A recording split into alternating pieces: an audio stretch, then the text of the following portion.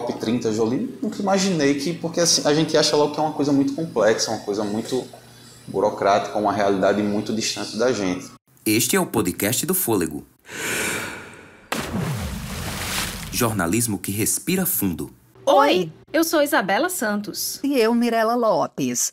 Hoje nós vamos conhecer a história da Jolie Café Patisserie, uma doceria de Natal no Rio Grande do Norte que vai parar na COP30. O evento vai ser realizado em Belém do Pará, em novembro de 2025. Para a maioria dos seres humanos, comer doce é sinônimo de felicidade. Ele conforta e acalma, dá energia, ajuda nos dias mais difíceis da TPM. É o protagonista de festas, não pode faltar no aniversário da criançada e é irresistível depois do almoço. Mesmo para os admiradores menos habituais, como a Valéria Romão, que estava aproveitando o dia para dar aquela fugidinha da dieta.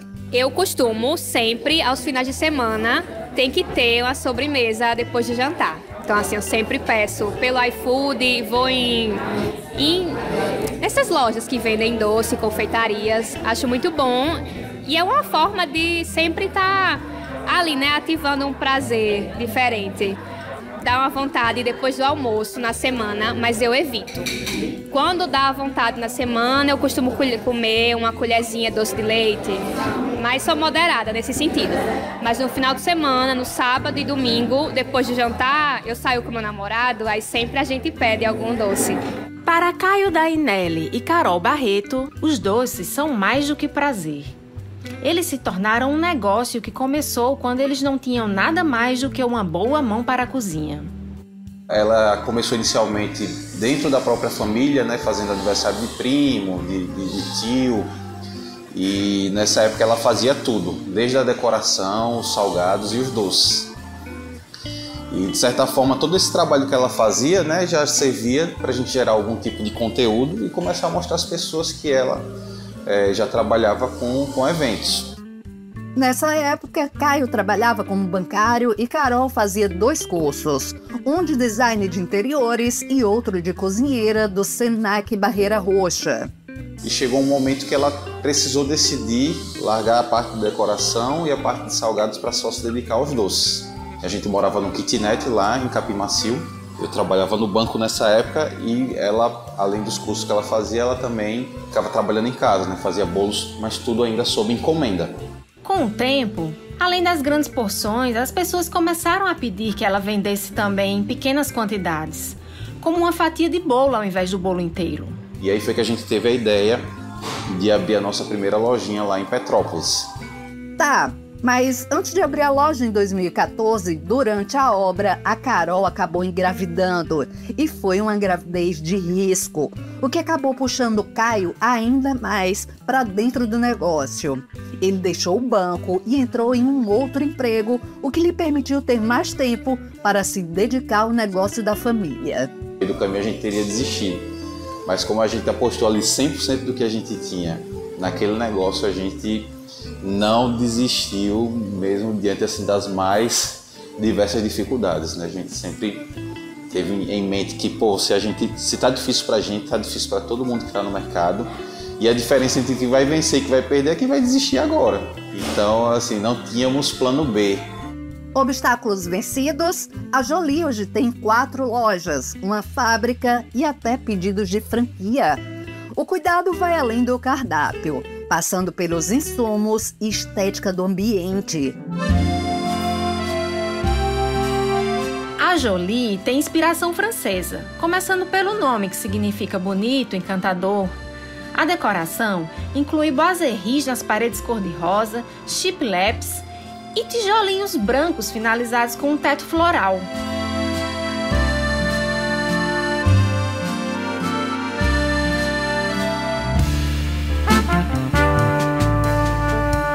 Mas a essa altura do podcast, você já deve estar se perguntando, certo? Mas o que tem de tão especial nessa doceria para ela representar o Rio Grande do Norte no evento da ONU? A 30ª Conferência das Nações Unidas sobre Mudanças Climáticas, a COP30. O evento vai ser realizado em Belém do Pará, em novembro de 2025.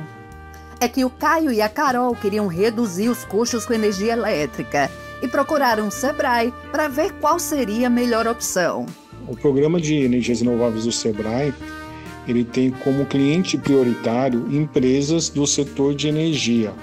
Tá? Muitas vezes os integradores solares, empresas que fazem instalação de energia solar ou que fazem parte da cadeia produtiva de energia no estado. Tá?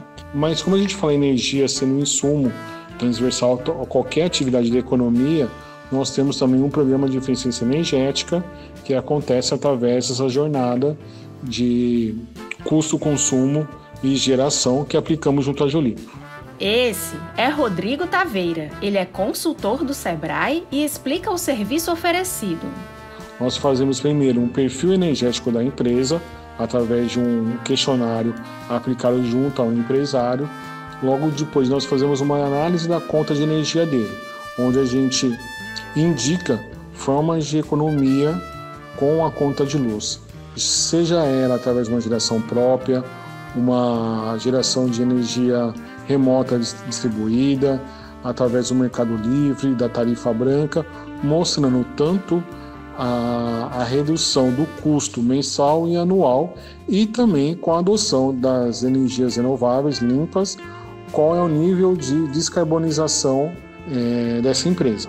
Então a gente vai ver o consumo com lâmpadas, com fornos, com computadores, com tudo que consome energia, para mostrar possibilidades também de ele consumir menos energia. Às vezes uma troca do equipamento mais novo, uma manutenção, então a gente aponta isso ali também. Então com essas informações a gente consegue ajudar o empresário a diminuir a conta de energia dele, seja através da adoção de uma geração própria ou através também da diminuição do consumo de energia. No caso da Jolie, eles passaram a comprar energia solar de um produtor independente, o que permitiu uma boa economia na conta de energia, tornando a empresa mais sustentável para os padrões de negócios como esse, onde há muitos aparelhos elétricos em alto consumo. Eu nem imaginei, mas acabamos virando aí um case que vai ser apresentado lá na COP30. Mas muitas vezes a gente pensa dessa forma porque a gente não está tendo acesso às fontes de informações corretas, né? A gente não está conversando com as pessoas corretas. E assim, é como eu falei para você, foi uma atitude, quanto de energia você precisou, né, sua como pessoa, destinar para que isso aí ocorresse. Eu digo para você, eu não precisei fazer absolutamente nada. Eu só vi a informação, né, e a partir dessa informação entrei em contato com a empresa. Então, de uma hora para outra a gente já estava tendo economia, né, e foi algo, eu acho que o que leva a gente a estar lá é justamente essa simplicidade de como hoje está fácil, né, você aliar a eficiência do seu negócio a uma energia que vai também estar fazendo bem ao meio ambiente. Se a gente tem um negócio que a gente preza pela excelência dentro do negócio, porque a gente não levar essa excelência, né, a outros patamares, né, de realmente também passar a beneficiar o meio ambiente, né? Por que não?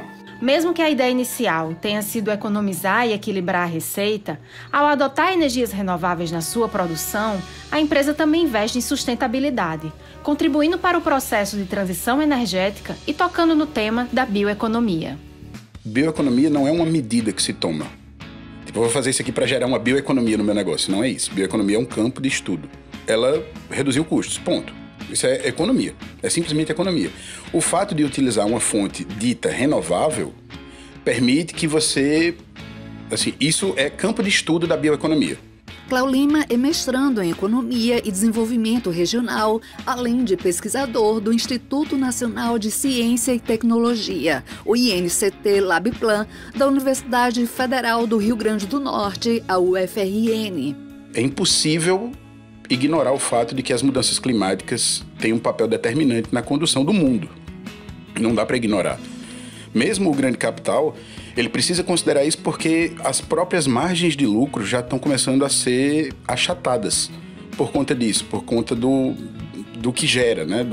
do que as mudanças climáticas geram. Gera prejuízo, gera redução de confiança, enfim. Então, mesmo o grande capital ele já precisa trabalhar com as restrições impostas pelas mudanças climáticas. Mas qual é, então, o conceito de bioeconomia? Bioeconomia é um conceito completamente fluido ainda. Ele está em disputa por várias correntes diferentes. E é impossível hoje a gente falar como se existisse um livro de regras que determina o que é ou o que não é bioeconomia. Ele explica que existem 3 principais vertentes dessa ciência: a biotecnológica, biorrecursos e bioecologia. Elas priorizam mais ou menos a geração de riqueza e a preservação da natureza e das comunidades. Nessa perspectiva, Cléo propõe uma visão crítica sobre o uso do termo bioeconomia. Porque existe uma controvérsia, por exemplo, com relação a essas energias renováveis, tanto eólica quanto solar, porque o acesso a isso é muito restrito, é muito ditado ainda pelo capital. Não existe uma política pública, por exemplo, de estatizar, por exemplo, que o governo estatize, produza e distribua essa energia igualitariamente.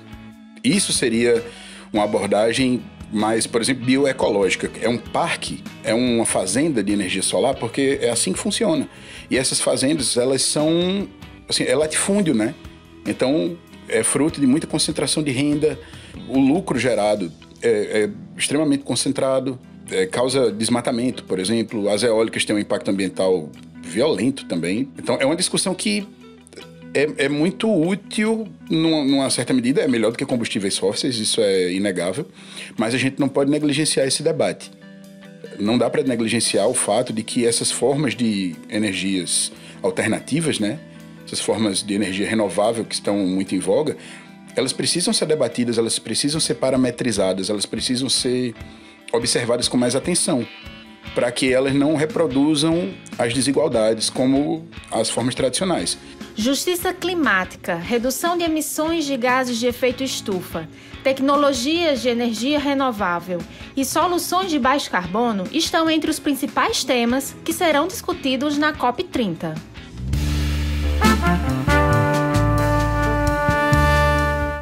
Pequenos negócios como a Jolie seguem como protagonistas da economia potiguar. Em abril de 2025, por exemplo, as microempresas, que são negócios com até 10 funcionários, foram responsáveis por mais de 70% das vagas no mercado de trabalho. Segundo o boletim elaborado pelo Sebrae-RN a partir dos dados do Cadastro Geral de Empregados e Desempregados, o CAGED, o Estado teve um saldo positivo de 2.927 postos de trabalho com carteira assinada. Desse total, 2.077 foram de microempresas. O boletim revela que os pequenos negócios não só contratam mais, como também têm uma taxa de desligamento menor, ou seja, há menos demissões. Considerando todo o ano de 2025, enquanto as empresas de médio porte tiveram baixa de 1.741 vagas e as de grande porte, queda de 911, as microempresas abriram 6.668 novos postos de trabalho. Dentre as cidades, o destaque é para a capital, com 2.220 novos empregos, seguida de Parnamirim, com 282, e Mossoró, com 197.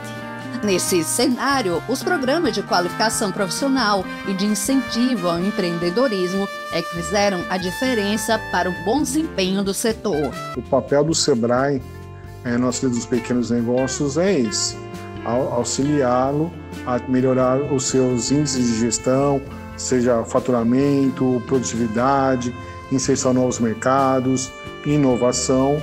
Essa é a grande missão do Sebrae, torná-los como protagonistas da economia brasileira. Este programa tem roteiro de Isabela Santos e Mirela Lopes e edição de Paulo Henrique. Se você gostou desse conteúdo, siga nossas redes sociais e escreva pra gente. O Instagram é @ufolegojornalismo e o e-mail ufolegocultura@gmail.com. Até a próxima!